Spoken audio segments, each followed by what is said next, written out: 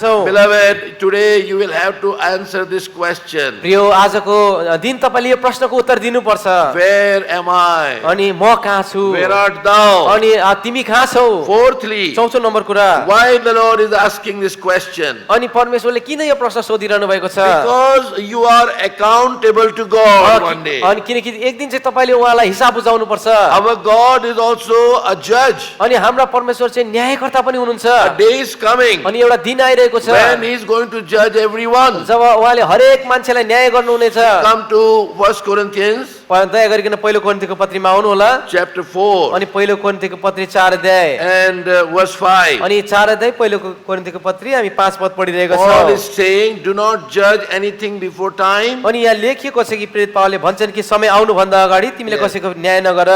यसकारण प्रभु नआउन्जेल समय भन्दा पहिले कुनै कुराको न्याय नगर।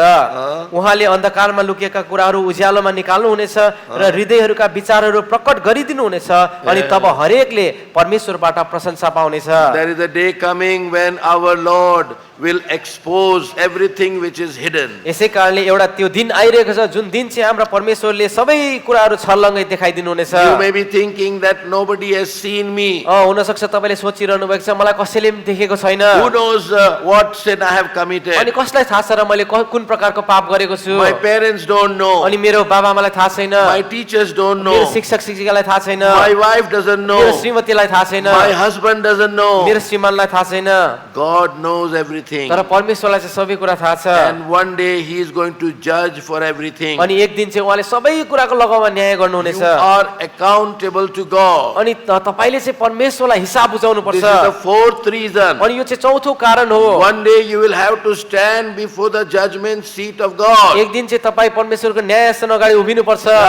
Hebrews 9:27 says. अनि हिब्रूको पत्री 9 अध्यायको 27 पदमा यो प्रकारले लेखेको हामी पाउँछौं। Yeah, read. 9 अध्यायको 27 पद।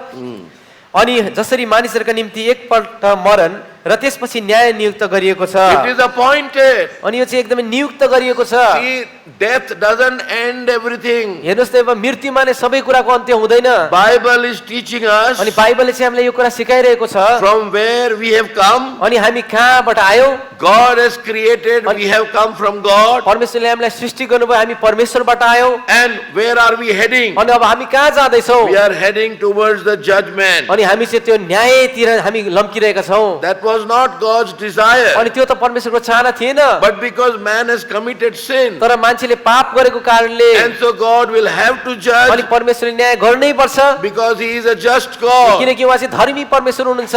That's why He has made a way for us. अनि यसै कारणले उहाँले हाम्रो निम्ति एउटा बाटो पनि तयार गरिदिनु Yeah, भयो। there are two ways to stand before God. अनि त्यहाँ चाहिँ दुई प्रकारले हामी परमेश्वरको अगाडि खडा हुन सक्छौं। Two ways. अनि दुई प्रकारले। One way, अनि एउटा प्रकार चाहिँ you do everything right, अनि तपाईले सबै कुरा ठीक गर्नुहुन्छ। fulfill all the laws, अनि तपाईले सबै व्यवस्थालाई पूरा and गर्नुहुन्छ। when you will stand before God, अनि जब तपाई परमेश्वरको अगाडि उभिनुहुन्छ and you will say, अनि तपाईले भन्नुहुन्छ I have done everything right. अनि मैले सबै कुरा ठीक गरे। Is there anyone here who can say that? अनि यहाँ कोही यस्तो व्यक्ति हुनुहुन्छ जसले यो प्रकारले भन्न सक्नुहुन्छ मैले सबै ठीक गरेको छु? Nobody. अनि कोही पनि छैन। Even in our thought life, अनि हाम्रो एकदमै सोच विचारमा in our speech, अनि हामीले यसले बोल्दा हुँदी when we act, अनि हामीले व्यवहार देखाउँदा when we behave, अनि जब हामी कार्य गर्छौं व्यवहार देखाउँदा sin after sin comes out from us. अनि हामीदेखि पाप अनि अर्को पाप यो प्रकारले निस्किरहन्छ। Even if you are a righteous अनि person, यद्यपि तपाई धर्मी मान्छे भए तापनि for your righteousness you feel proud. तपाईको आफ्नै धार्मिकताको लागि पनि तपाई एकदमै घमण्डी बन्नुहुन्छ। And feeling proud is also sin. अनि घमण्ड आउनु अथवा घमण्डको सोच हुनु पनि त्यो So, पाप हो। nobody can say that I have not sinned. So यसै कारणले कसैले भन्न सक्दैन कि म पापी छुइनँ भनेर। that's why यसै कारणले there is another way which God has brought out. अनि त्यहाँ चाहिँ अर्को एउटा